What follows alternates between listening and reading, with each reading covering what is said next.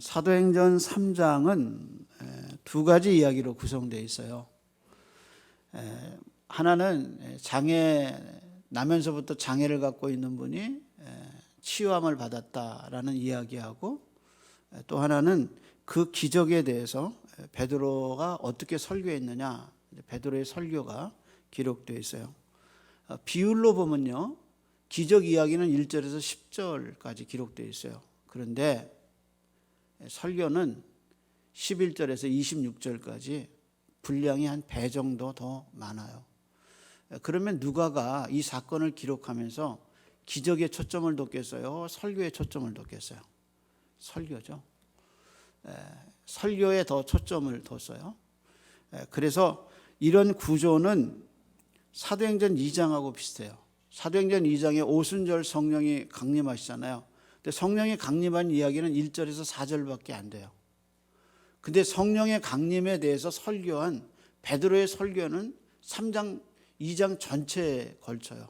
그럼 뭐가 더 중요한가? 설교가 더 중요한 거죠. 이런 구조로 보면은 사도행전은 일종의 설교집이에요. 사도행전 3분의 1이 설교예요, 설교. 그러니까 설교하는 저는 그게 부담스러운 거예요.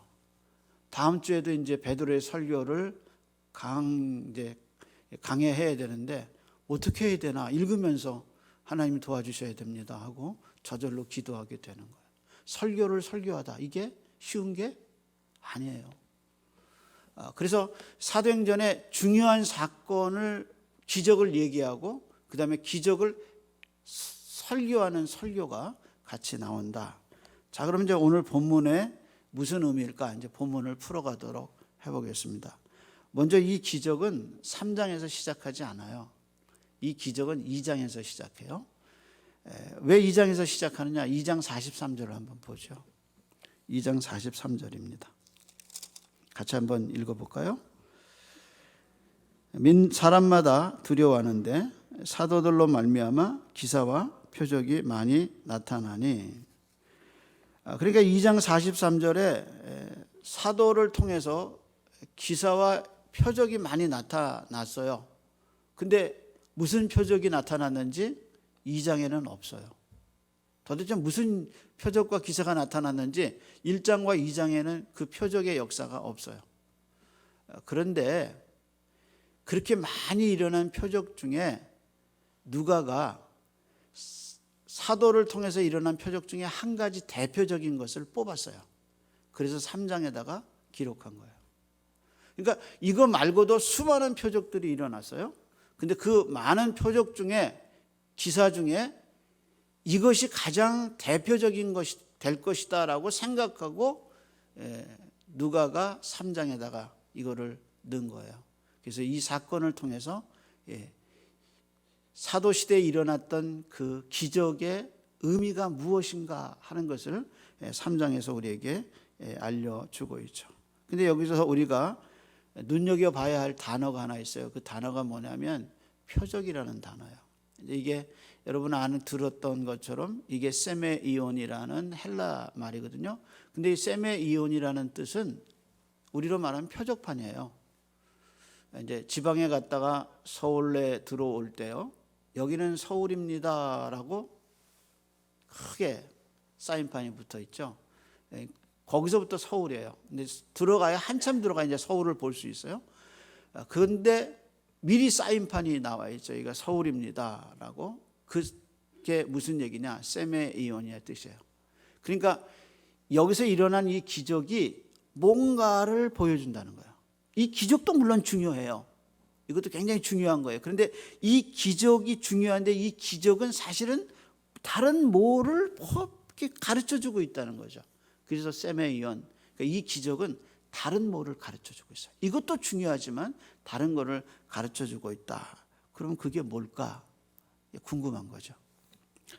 우선 누가는 이 장애인에 대해서 비교적 많은 정보를 우리에게 줘요. 2절에 보면 정보가 나오는데, 예를 들면 이런 거죠. 이 사람이 나면서부터 한 번도 걸어본 적이 없다 그랬어요. 나면서부터 장애인이에요. 그러니까 한번 생각해 보세요. 100일이 지나서 돌이 됐는데 애가 못 걸어요. 부모들이 놀래죠. 이거 왜 애가 못 걷나? 애가 못 걸어요. 청소년이 됐는데 집에만 있어요. 나갈 수가 없어요. 왜? 못 걸으니까. 그리고 나이를 먹었는데도 집에만 있어요. 왜? 못 걸으니까. 장애를 몸에 지니고 산다는 것이 얼마나 어려운 거예요.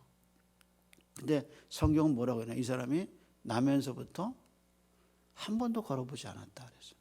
그럼 어떻게 사느냐? 구걸해서 살았어요. 충북 음성의 꽃동네에 표가 그러잖아요. 빌어 먹을 수만 있어도 그것이 주님의 은혜입니다. 정말 맞는 것 같아요. 부끄럽지 않아요. 왜? 이게 생활의 수단이니까.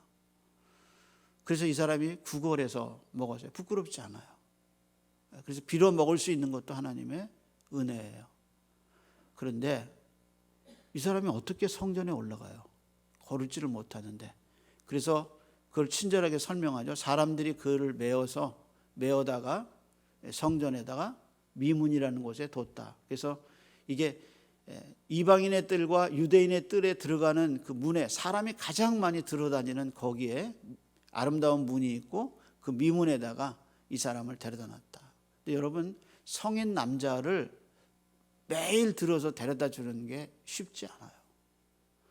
더군다나 예루살렘 성은 높아요. 미문에 올라가는 건 계단도 많았다고 그래요.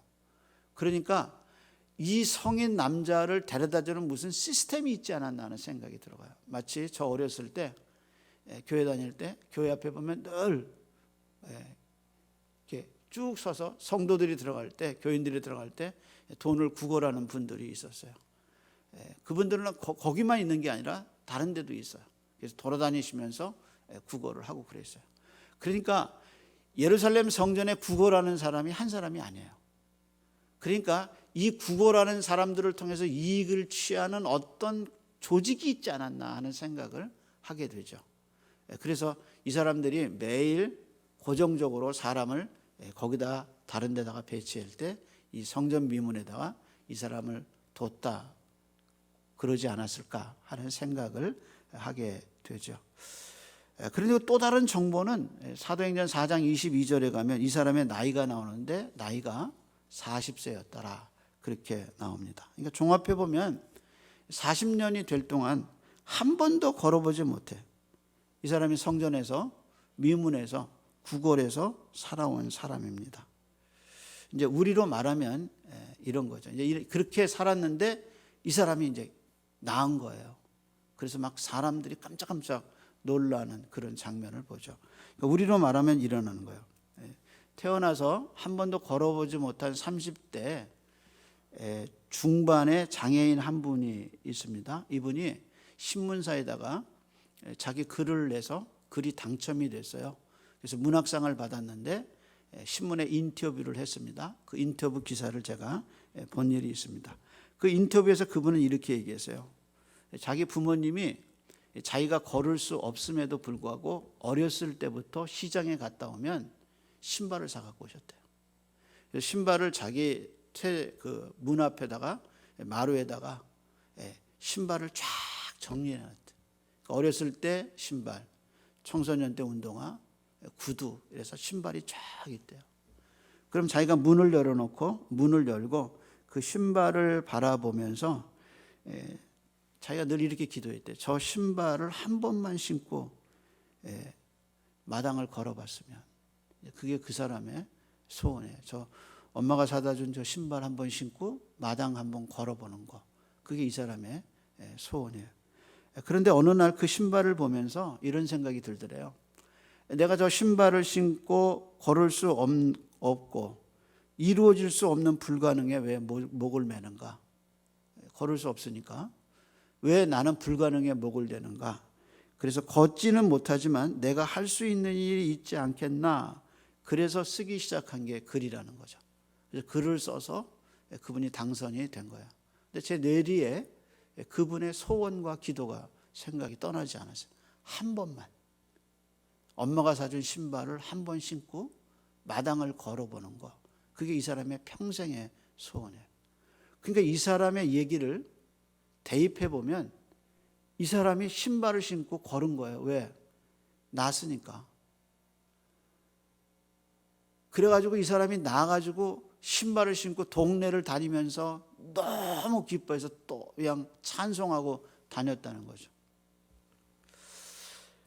이제 이런 얘기를 들으면서 우리에게 이제 질문 던지잖아요. 너 그거 믿냐? 그거예요.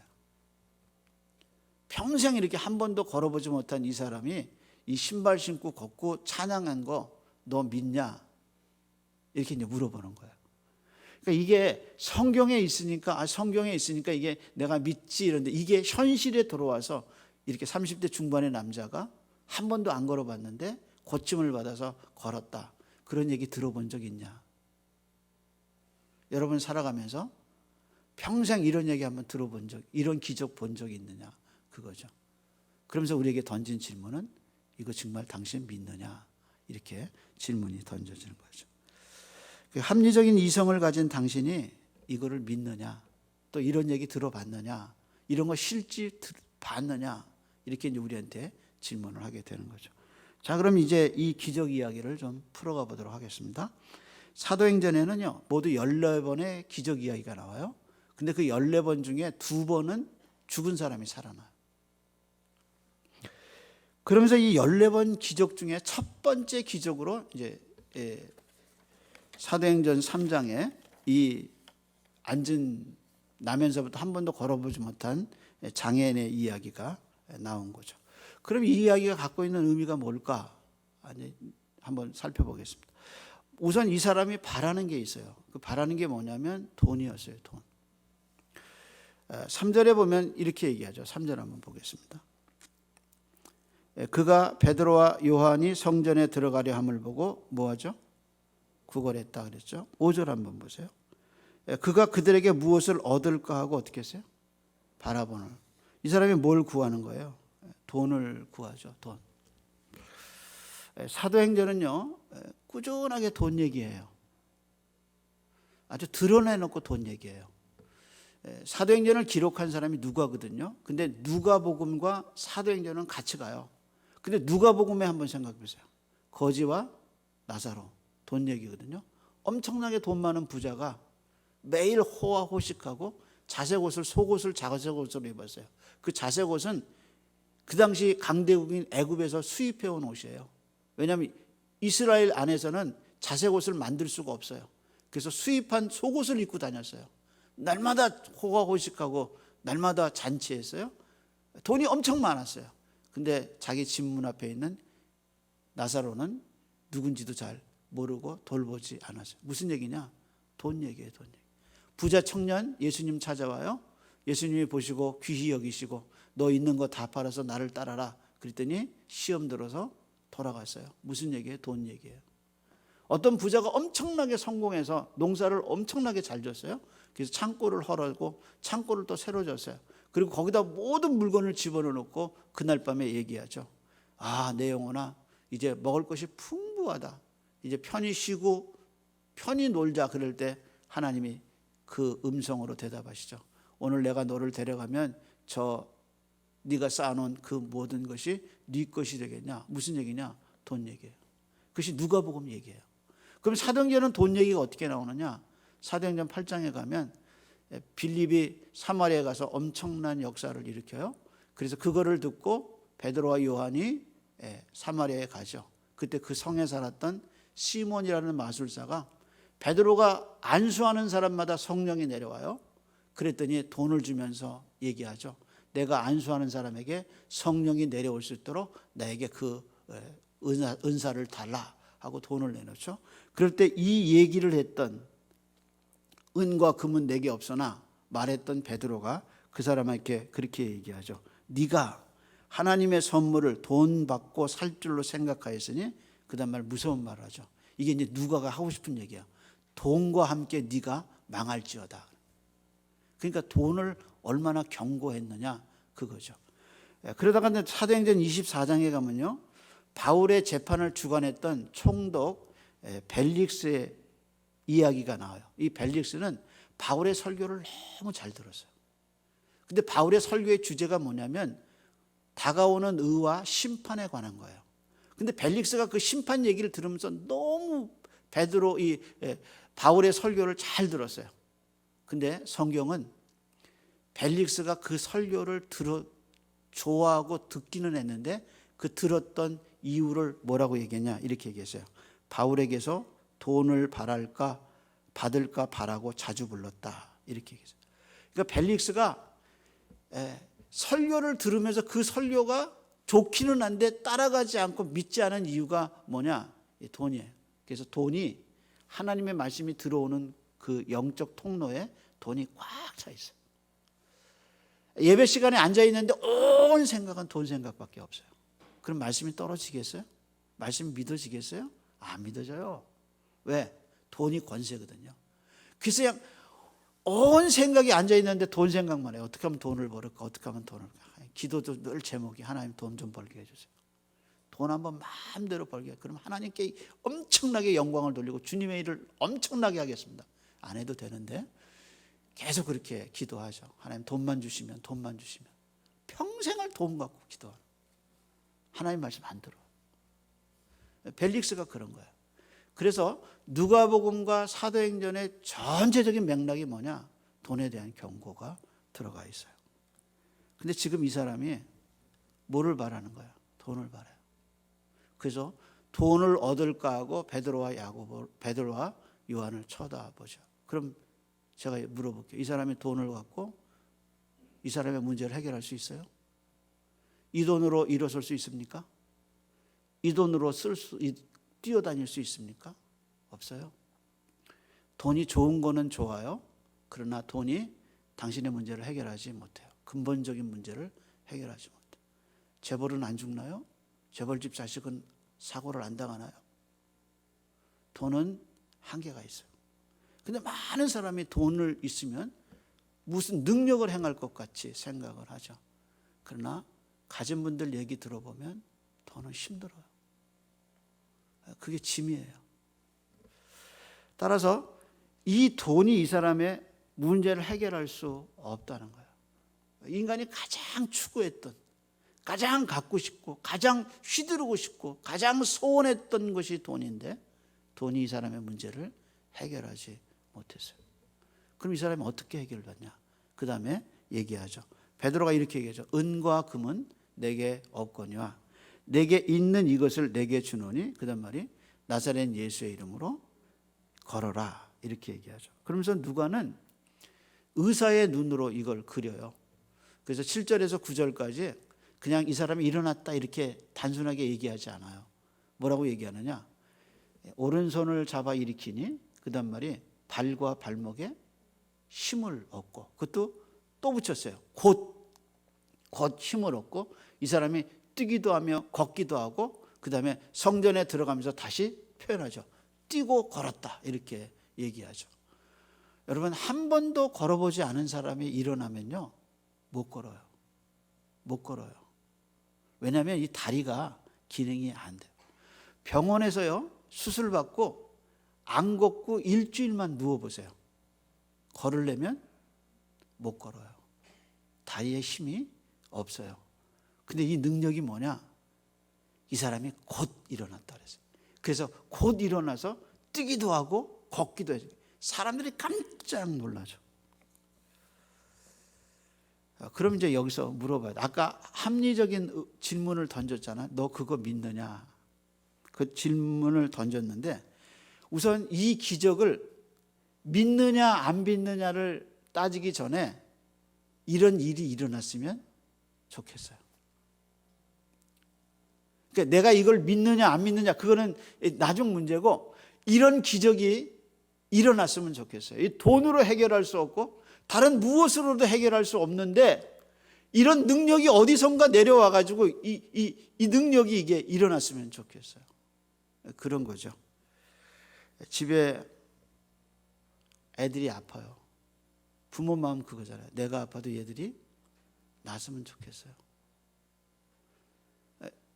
의사 선생님들의 마음이 그거잖아요. 환자들 보면서 이거 내가 못 고치지만 낫으면 좋겠어요. 이 사람 낫으면 좋겠어요. 목사님 저 아파요.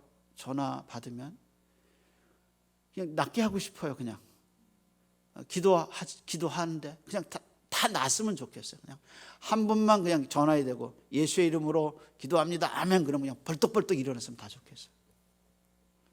근데 안 일어나요. 네. 저도 아플 때 있어요. 기도하죠. 근데 계속 아파요. 기도가 능력이 없는 건가? 이런 생각도 해보게 되죠. 아파요. 아플 만큼 아파요. 근데 또 아플 만큼 아프고 나면 또 몸이 회복이 돼요. 자, 이거 어떻게 될 건가? 그게 사람의 마음이라는 거예요. 근데요, 여러분, 지금 누가가 이 두 개의 장면에서 뭐가 능력이냐? 돈은 절대로 인간의 근본적인 문제를 해결할 수 없다는 거예요. 그러면 인간의 근본적인 문제를 해결하는 게 뭐냐? 그게 나사렛 예수의 이름이다. 이게 두 개가 부딪히는 거예요. 그럼 이제 돈의 능력의 한계는 우리가 인식을 해요. 아, 이게 돈이 있어도 생명의 문제는 건질 수 없구나. 근데 이제 나사렛 예수는 그러면 뭐냐? 이렇게 이제 우리가 의문을 갖고, 나사렛 예수의 이름이 왜 힘이 되느냐? 이제 그렇게 생각하게 되죠. 여러분, 만물을 새롭게 하는 힘은 인간이 만들 수 없어요. 분명히 기억하세요. 만물을 새롭게 하거나 나를 새롭게 하는 힘은 내게서 없어요. 내게서 나오지 않아요. 내가 마치 우동이에 빠졌는데 웅덩이에서 내가 벗어날 수 없는 것처럼 밖에서 밧줄이 와야 돼요. 물에 빠졌는데 그 물에서 내가 스스로 구원받을 수 없듯이 누군가 나를 건져줘야 돼요. 그러니까 이 만물과 나의 문제는 내가 스스로 해결할 수 없어요. 그런데 인간이 그걸 스스로 해결하려고 노력하죠. 그래서 마치 아담이 죄를 짓고 그 죄가 너무 부끄러우니까 무화과 나무로 자기를 가려요.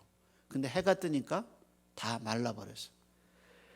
그게 자기 죄를 덮을 수 없어요. 그래서 하나님이 그때 짐승 가죽으로 짐승을 죽여서 피로 짐승 가죽으로 그 죄를 덮어주죠. 그게 뭐냐? 죄를 덮고 그 사람을 새롭게 하는 것은 하나님이 해주셔야 돼요. 그러니까 이 망가진 자연을 인간이 어쩔 수가 없는 거예요. 이게 바이러스 하나 때문에 온 인류가 고난을 겪잖아요. 인간이 아무리 노력하고 백신 아무리 만든도 또 변종이 생겼대잖아요. 그리고 이거 해결하고 나면 또 다른 바이러스가 온대잖아요. 이 망가진 만물을 누가 해결해 줄 수 있느냐는 거죠. 그래서 바울은 로마서 8장에 얘기했어요. 만물이 하나님의 아들들의 재림을 기다린다. 왜? 너무 망가져서 아무도 고칠 수 없어. 그러니까 유일한 길이 뭐냐? 하나님의 아들들의 재림하는 거. 만물이 망가졌다. 인간이 죄 때문에 망가졌어. 이 죄와 이 망가진 몸을 인간이 어쩔 수 없어요. 이 사회가 다 망가졌어요. 동성애가 심각하게 대두돼. 그래도 그 죄가 아니래. 이 망가진 사회를 어떻게 고칠지 아무도 몰라요. 대통령이 대통령 되면서 고백하잖아요. 내가 대통령 돼 보니까 할 수 없는 일이 더 많더라. 그게 인간이에요. 아무도 이 망가진 인간 세계를 고칠 수가 없다는 거죠. 그런데 하나님의 구원 방법이 있어요. 이 망가진 이 세상을 누가 고칠 수 있느냐? 하나님이 고칠 수 있어요. 왜? 하나님이 만드셨으니까. 망가진 인간을 누가 고칠 수 있느냐? 하나님이 고칠 수 있어요. 왜? 하나님이 만드셨으니까. 그럼 그 하나님의 구원 방법은 뭐냐? 나사렛 예수랍니다. 그래서 이 사람을 일으킨 힘이 뭐냐? 나사렛 예수란 말이에요. 그러니까 이 나사렛 예수가 그럼 왜 이 사람을 일으킬 수 있는 힘이냐? 그걸 설명해야 되죠. 그 설명이 뭐냐? 베드로의 설교에 나오는 거예요. 왜 나사렛 예수의 이름이 이 사람을 이렇게 일으킬 수 있느냐? 그 왜 이게 인간에게 구원의 방법이 되느냐? 그걸 이제 설교 속에서 설명하죠. 이런 기적을 이제 설명하게 되죠. 따라서 기독교인이 됐다는 것은 자연주의를 넘는 거예요. 기독교인이 됐다는 것은 이성을 믿지만 그 이성에 매이지 않는 거예요. 그러니까 이 사람이 고침을 받았다. 이 사람이 낫다, 이것을 너 믿느냐 하는 것은 우리에게 그렇게 큰 문제가 안 돼. 왜냐하면 우린 이거보다 더한 걸 믿어요. 뭘 믿느냐? 예수님이 처녀의 몸에서 태어났다는 게 믿어져. 그리고 예수님이 하나님이신데 이 땅에 오셔서 우리 죄 때문에 십자가에서 죽으시고 3일 만에 부활했다는 것이 우리는 믿어져. 그러니까 나사렛 예수의 죽으심과 부활이 믿어져. 그분이 능력이고 그분이 우리의 죄를 속한 하나님의 구원의 방법이라는 게 믿어져요. 그러니까 그게 믿어지는데 이 병자가 살아난, 이 고침받는 거 믿느냐 아니냐는 거, 그는 문제도 안 돼. 그냥 믿어져요. 그러니까 베드로가 설교 중에서 나사렛 예수님을 설명하면서 이분이 하나님의 구원 방법이고 이분을 통해서 만물이 회복되고 이분을 통해서 심판이 이루어지고 이분을 통해서 죄가 씻어지는 예수 그리스도의 이름의 능력을 얘기하는데, 아니 이 나면서부터 한 번도 안 일어난 사람이 일어나는 거는 이건 진짜 우리 애들 말로 껌값도 안 되는 거예요. 그냥 믿어지는 거죠. 그래서 육체로 오신 하나님이 십자가에 죽으시고 우리 죄를 사하시고 부활하셨다는 것이 믿어지는 거죠. 그분의 능력을 우리는 인정하게 되는 거죠. 그러면서 부활하신 예수님의 이름이 여전히 부활하셔서 우리 눈에 보이지 않지만 승천하신 예수님이 처음으로 성령을 보내시고 처음으로 이 앉은 자, 이 나면서부터 한 번도 일어나지 못한 이 사람을 일으키는 이 역사를 보여주면서 예수님이 여전히 이 시대의 희망으로, 이 시대의 능력으로 확실하게 우리 가운데 현존하고 계시다는 사실을 보여주죠. 예수의 이름은 여전히 우리에게 소망이고 예수의 이름은 여전히 우리에게 궁극적인 근원이 됐다라는 것을 이 사건을 통해서 보여줘. 그러면서 14번의 앞으로 기적이 일어날 걸 얘기하면서 첫 번째 이 기적이 예수의 이름으로 일어났는데 이 기적이 예수의 이름으로 계속되면서 맨 마지막에 하나님의 나라가 기다려지는, 죽음도 없고 고난도 없고 오직 하나님이 통치하시는 그 완전한 하나님의 나라의 그 모습이 예수의 이름으로 이루어진 그 하나님의 공동체가 우리에게 올 거라는 것을 보여줘요. 그래서 사도행전을 지나가면서 그 나라가 그리워요. 몸이 아플 때마다, 그리고 세상에 돈이 없어서 여러 가지 당한 어려움이 있을 때마다 차별이 없고 완벽한 하나님의 그 공동체가 그리워져요. 내가 너를 들어 왕으로 삼고 왕 같은 제사장으로 삼을 거라는 그 마지막 하나님의 나라가 그리워져요. 그 나라는 어떻게 들어가느냐? 나사렛 예수 그리스도의 이름으로. 그거보다 더 큰 능력이 어디 있겠냐? 그래서 나사렛 예수의 이름의 능력이 그만큼 크다는 것을 1장부터 28장까지 지나가면서 하나님의 기적적인 역사를 보면서 그 나라를 우리에게 보여주죠. 그래서 아직 설명되지 않았어요. 사람들은 그냥 놀랄 뿐이에요. 그래서 뭐라고 했냐면 놀라고 또 놀라더라 하고만 얘기했어요. 그렇다면 이 기적이 이분에게, 이 기적이 갖고 있는 참된 의미를 우리에게 보여주죠.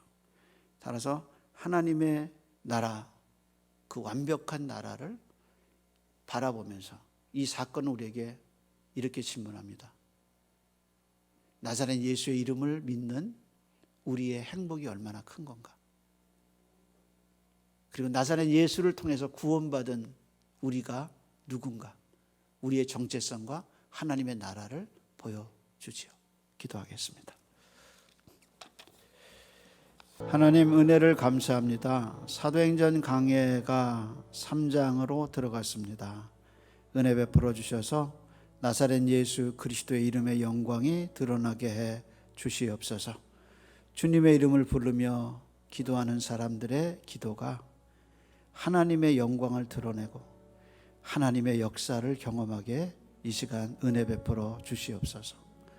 하나님 아버지, 주님의 영광이 드러나는 설교와 주님의 영광이 드러나는 삶과 교회가 되게 인도해 주옵소서.